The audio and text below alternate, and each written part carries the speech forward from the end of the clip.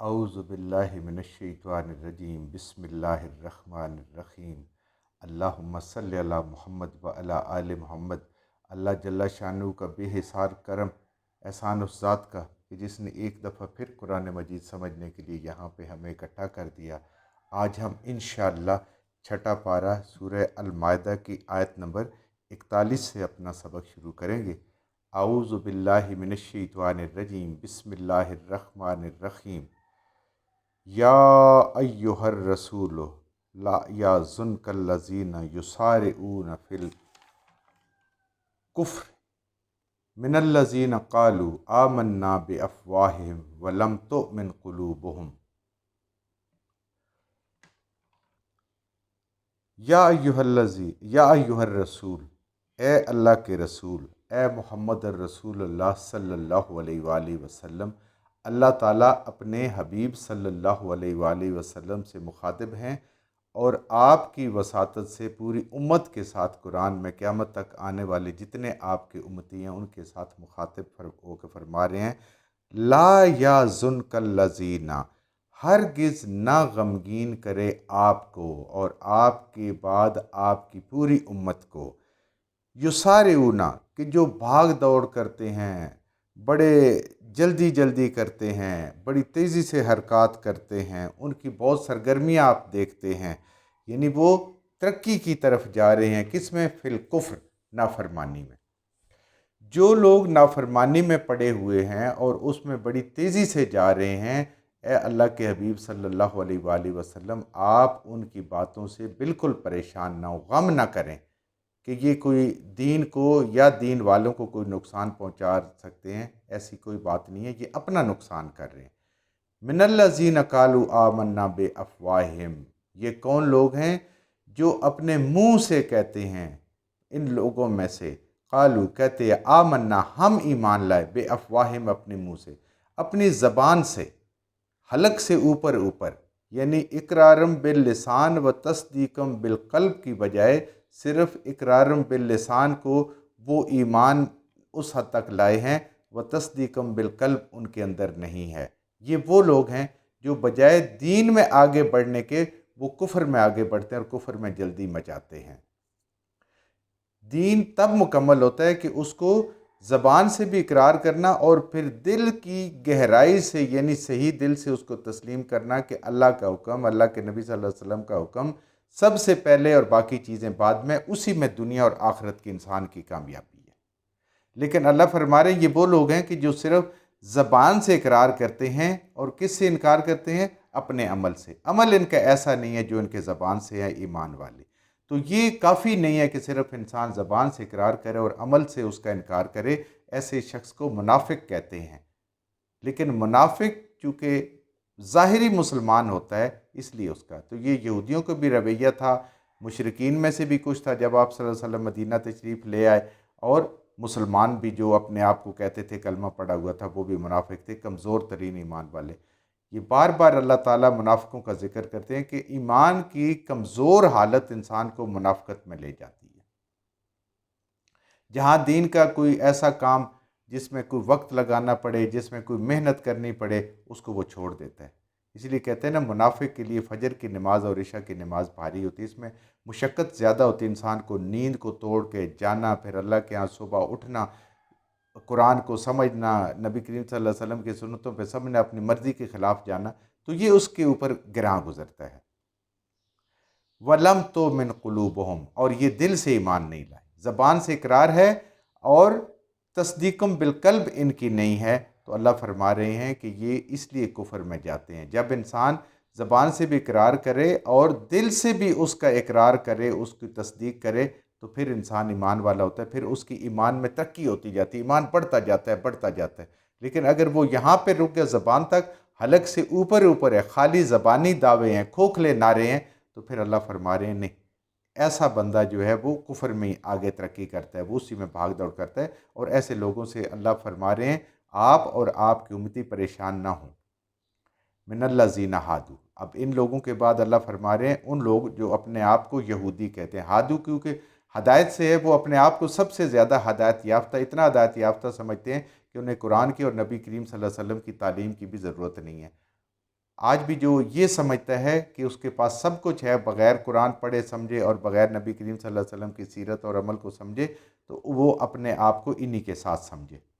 سمعون للکذب، یہ کان لگا کے سنتے ہیں جھوٹی باتیں، یعنی ان کو جھوٹ سے بڑی دلچسپی ہوتی ہے۔ جہاں بھی کوئی جھوٹ کی گپ شپ کی فضول بات ہو رہی ہوتی ہے، یہ بڑی توجہ سے سنتے ہیں، بڑے کان لگا کے سنتے ہیں۔ سمعون، اور یہ جاسوسی کرتے ہیں، سن کے بعد اس کے بعد کیا کرتے ہیں؟ جاسوسی کرتے ہیں، لقوم آخرین، ایک دوسری قوم کے لیے، دوسرے لوگوں کے لیے۔ علماء یہود تھے جو اپنے آپ کو سمجھتے تھے، وہ نبی کریم صلی اللہ علیہ وآلہ وسلم کی مجالس میں نہیں آتے تھے، یا بہت کم، کوئی ایک آدھ کبھی آتا تھا۔ اس کی وجہ یہ تھی کہ وہ اپنے آپ کو زیادہ عالم سمجھتے تھے، نعوذ باللہ، نبی کریم صلی اللہ علیہ وسلم سے، اور علم دین زیادہ سمجھتے تھے۔ یہی لوگ تھے نا جنہوں نے انبیاء کو قتل بھی کیا کہ علم ہمارے پاس ہے، یہ کدھر سے نبی آگے، ان کے پاس تو کوئی سند نہیں ہے، کوئی ڈگری نہیں ہے، کسی مدرسے سے نہیں پڑھے ہوئے، اور یہ کہتے ہیں ہم اللہ کے نبی ہیں۔ انہوں نے انبیاء کو قتل کیا بنی اسرائیل نے۔ آج ہمارے اندر بھی اگر یہ رویہ آ جائے کہ جب تک دین کی سمجھ کے لیے یہ معیار نہ بن جائے کہ اس نے فلاں مدرسے سے نہ پڑھا ہوا، یہ نہ کیا، اس نے 7 سال نہ پڑھا ہوا، 8 سال نہ پڑھا ہوا، 15 سال نہ پڑھا ہوا، تو وہ نہیں ہے۔ یہ اللہ تعالیٰ کی سمجھ ہے، عقل ہے، حکمت ہے۔ اگر ذرا سا پیچھے چلے جائیں تو صحابہ کرام کس مدرسے سے پڑھے ہوئے تھے؟ جن اماموں کی تقلید کی جاتی ہے وہ کن مدرسوں سے پڑھے ہوئے تھے؟ یہ دین کی سمجھ ہے۔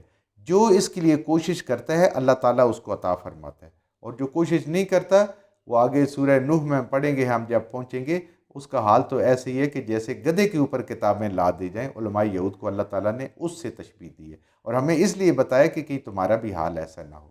تو علم طلب پہ ملتا ہے، ہدایت طلب پہ ملتی ہے۔ میرے اللہ کے لیے کوئی سندیں، کوئی ڈگریاں، کوئی ایسی چیز وہ معنی نہیں رکھتی۔ اللہ جس کو عطا فرماتے ہے کسی کے پاس تو بالکل ٹھیک ہے۔ آج دنیاوی حساب سے ہم ان چیزوں کو کہتے ہیں جی ڈاکٹر نہ ہو تو وہ یہ نہیں کر سکتا، وہ نہ ہو وہ نہیں کر سکتا۔ دنیا کا دین کے دنیا کی مثالیں ایسی نہیں دی جا سکتی۔ کل نعوذ باللہ لوگ انبیاء کی اور اللہ کی بھی مثالیں دینی شروع کر دیں گے، تو اللہ تعالیٰ ہم سب کو اس سے محفوظ رکھے۔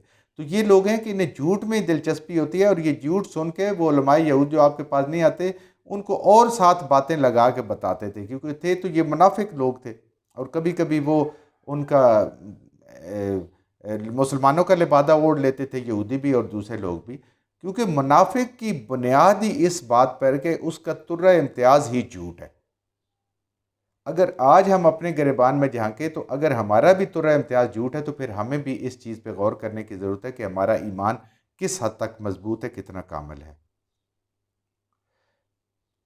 لم یاتوک، جو آپ کے پاس نہیں آتے، یعنی علماء یہود اپنے آپ کو بڑا سمجھتے ہیں، تکبر کی وجہ سے آپ کے پاس نہیں آتے، یہ ان کے لیے جاسوسی کرتے ہیں، ان کو جا کے آپ کی باتیں بتاتے ہیں، اور جھوٹ شوٹ ساتھ ملا کے اس کی طرف، کیونکہ ان کی دلچسپی اسی میں ہوتی ہے۔ اور وہ علماء یہود کیا کرتے ہیں؟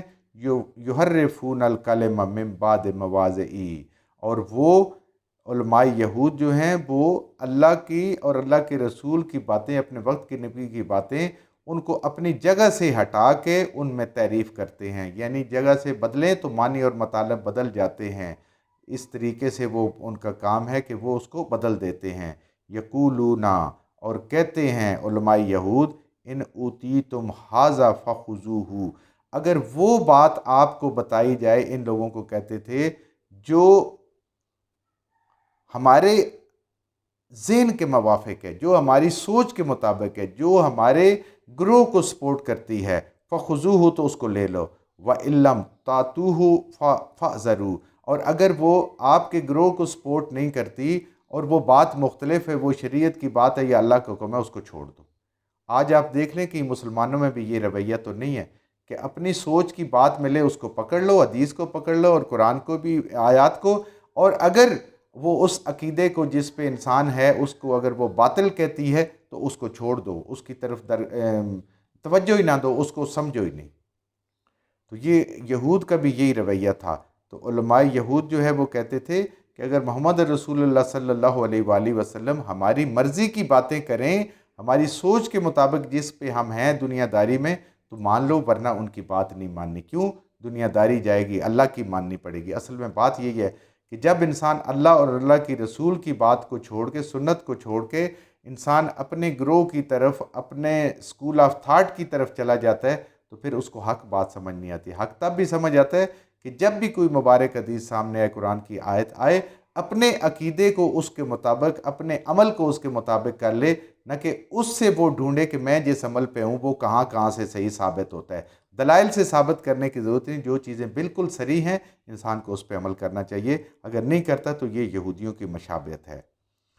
وَمَن يُرِدِ اللَّهُ فِتْنَتَهُ، اور جس کو چاہے اللہ فتنے میں مبتلا کرے، امتحان میں مبتلا کرے، جس کو گمراہ کرے بوجہ اس کے کرتوتوں کے، تَمْلِكَ لَهُ مِنَ اللَّهِ شَيْئًا، اے اللہ کے حبیب صلی اللہ علیہ وسلم، اس کو تو آپ بھی اس کی کسی بھی چیز کے ذمہ دار نہیں ہیں، آپ کے پاس بھی کوئی اختیار نہیں ہے، تو آپ کی امت میں کس کے پاس اختیار ہوگا؟ کسی کے پاس نہیں ہے۔ کیوں؟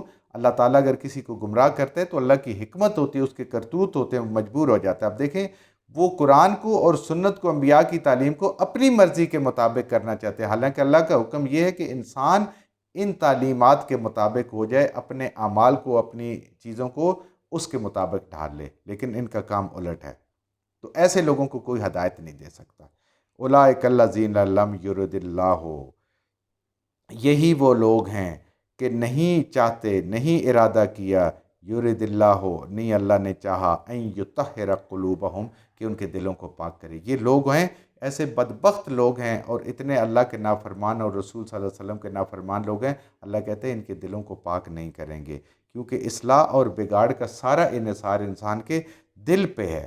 اگر دل انسان کا صاف ہو جائے، اللہ سے ڈرنے والا ہو جائے، تو اس میں اندر اصلاح آ جاتی ہے، لیکن اگر بے خوفی ہو جائے اور اپنے آپ کو صحیح سمجھے اور دوسروں کو غلط سمجھے، یہاں تک کہ قرآن کی تعلیم کو اور سنت کو بھی وہ اپنے سے کم تر سمجھے، تو پھر اس کے دل میں بگاڑ آ جاتا ہے۔ تو یہ اللہ تعالیٰ نے ایک ایسا فارمولہ دیا ہے کہ ہر بندہ اپنا محاسبہ خود کر سکتا ہے کہ کیا اس کو قرآن کا حکم آتا ہے، آیت کا ترجمہ آتا ہے، تفسیر آتی ہے، نبی کریم صلی اللہ علیہ وسلم کی حدیث آتی ہے، تو وہ فوراً اپنے آپ کو بدلتا ہے، یا کچھ اور ڈھونڈتا ہے کہ جو میں کر رہا ہوں اس کی تعویل اگر مجھے کہیں سے مل جائے، کہیں سے ذرا سا ہلکا بھی اشارہ مل جائے تو میرا کام ہو جاتا ہے۔ اللہ ایسے لوگوں کے دلوں کو پاک نہیں کرے گا۔ لہم فی الدنیا خزی، ایسے لوگوں کے لیے اس دنیا میں بھی ذلت ہے۔ کون؟ جو لوگ دین کو بدنام کر رہے ہیں، جو لوگ دین کے نام پہ لوگوں کو دھوکہ دے رہے ہیں، اور اس سے کیا ہوتا ہے؟ کفر کو فائدہ ہو رہا ہے۔ اللہ فرما رہے ہیں یہ دنیا میں بھی ذلیل ہوں گے اور آخرت میں بھی ان کے لیے بہت بڑا عذاب ہے۔ جب انسان کا طرز عمل ایسا ہو کہ کفر کو فائدہ مل رہا ہے اور مسلمانوں کی طرف انگلیاں اٹھا اٹھا کے کہیں کہ کون سا مسلمان ہونا ہے، اس گروہ کے ساتھ، اس گروہ کے ساتھ، فلاں کے ساتھ، فلاں کے ساتھ، نہ قرآن کی بات آئے نہ سنت کی بات آئے، تو یہ کفر کو فائدہ پہنچانے والی بات ہے۔ آپ لوگوں کو دین سے دور کرنے والے بن جائیں گے۔ اللہ کہتے ہیں دنیا میں بھی ذلت اور آخرت میں بھی ذلت۔ آج آپ دیکھ لیں مسلمان کی کیا حالت ہے، کیا مسلمان کی دنیا میں کوئی عزت ہے؟ جو کچھ ہم نے صحیح صحیح پڑھا، اللہ ہمارے ذہنوں میں، دلوں میں بٹھا دے، جہاں جہاں پڑھتے بولتے ہم سے غلطیاں ہوگی اللہ ہمیں معاف فرما دے، اور ان غلط باتوں کو ہمارے ذہنوں سے، دلوں سے اللہ کی ذات نکال دے۔